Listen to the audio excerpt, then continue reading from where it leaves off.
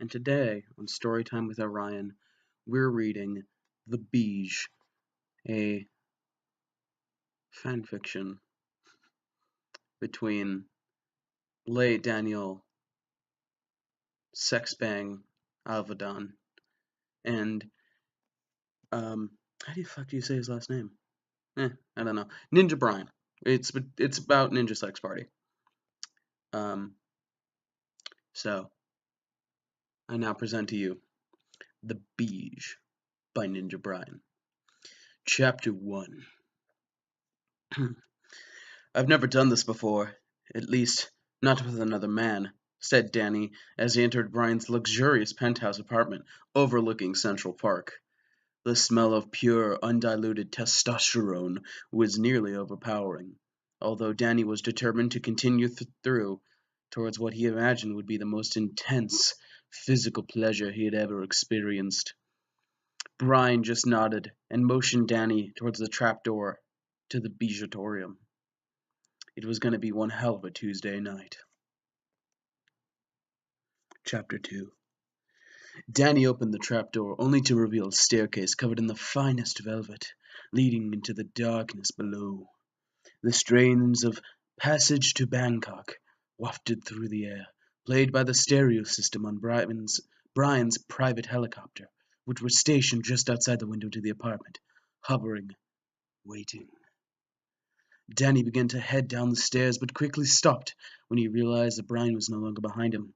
Danny looked around the room and quickly found Brian relaxing on a fur chess lounge just behind the crystal chandelier. Chandelier? That's not a word. Chandelier.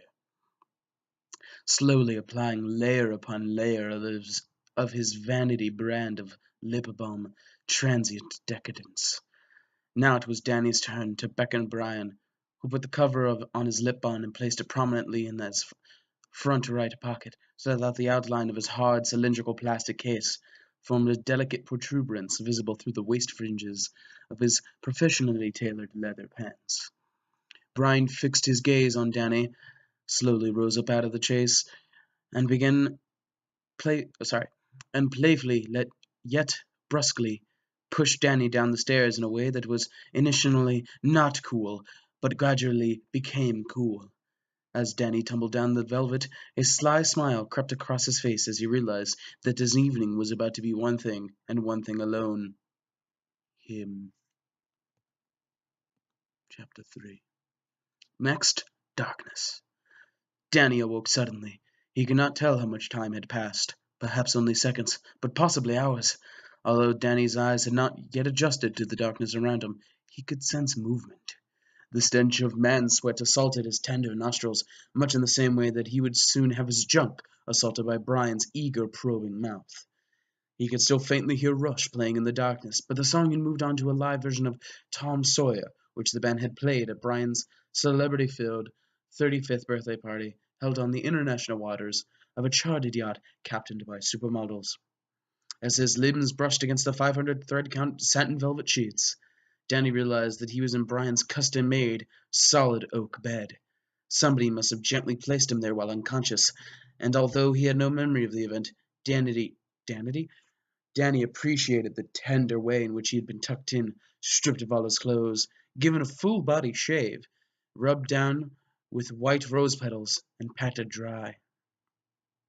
Suddenly, the sound of freshly moistened lips smacking together rang through the darkness, and a shadow approached the bedside. It was Brian, and he was carrying a glow-in-the-dark lotion sampler given to him by President Obama, a personal friend.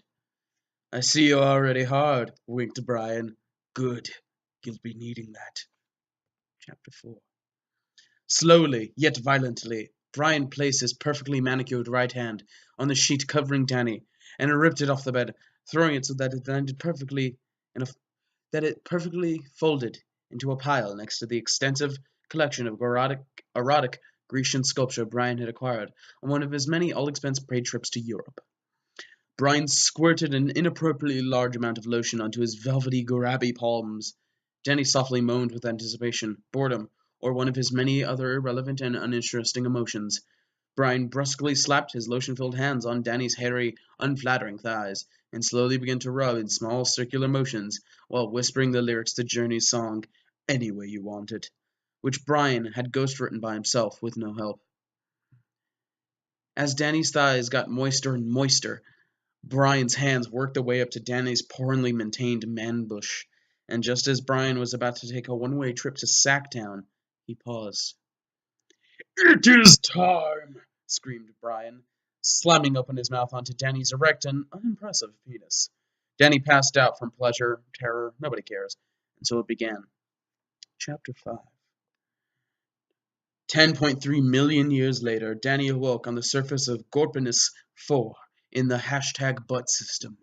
Robot Brian was asleep on top of him, his metal mouth surrounding Danny's still erect and still not very impressive dick. "What happened?" asked Danny, stupidly, scratching his dumb face. Where are we?" Robot Brian awoke with a start and began to speak in metallic, commanding voices, not unlike that of a young Benedict Cumberbatch if he had been a robot or whatever. "Danny, many eons have now passed since I first began to beej you. As you may well imagine, the beach started out amazingly. Although you were asleep, your body was racked with pleasure as my human mouth began to expertly work its way around your pallid, distasteful groin. I did everything a man could do to another man, including stuff I had to look up online, because I never had heard of it, because it was too gross. And despite all my mouth efforts, you slept. Cities rose and fell, and you still slept. All of human consciousness was uploaded onto a vast database, and our bodies were replaced with superior synthetic ones. And still you slept. And even though I had once had robot hands and used them to rub you all over, especially in ways I know would not have been cool with you had you been awake, still you slept. As Earth blew up for some reason, I carried you to the final escaping starship, my mouth all the while still on your disgusting wiener, and took you here, to the most distant human colony. As I continued to work you over, still you slept. And gradually, after every other member of the human race had gone, the pace at which my mouth was bobbing up and down on your eager, boring shaft slowed, and then I slept. Robot Brian paused and stood. "And now," said Robot Brian, metal hands held aloft in triumph, "I shall finish you off." Danny gasped in pleasure or something as Robot Brian threw himself towards Danny's gross junk. Using exactly the perfect amount of mouth friction, Robot Brian brought Danny to the brink of ecstasy, and then stopped, and once again stood. "Just kidding, bro," laughed Robot Brian. "I never give you a real beej. That'd be gross. High five." As Robot Brian reached out his hand for an amazing high five, Danny died, and the human race died with him. "Well, that wasn't very cool of him," thought Robot Brian to himself as he began masturbating into the sunset.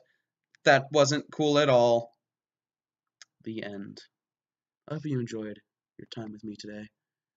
And to any Game Grumps fans, you're so welcome. Tune in next time to Storytime with Orion, where I will be reading the next chapter, or next few chapters rather, of My Immortal, a fanfiction about wannabe goths, really washed up rock bands, also My Chemical Romance, and Harry Potter. Oh, and there's a lot of vampire stuff going on in that too, so do check that out. Anyways, toodaloo.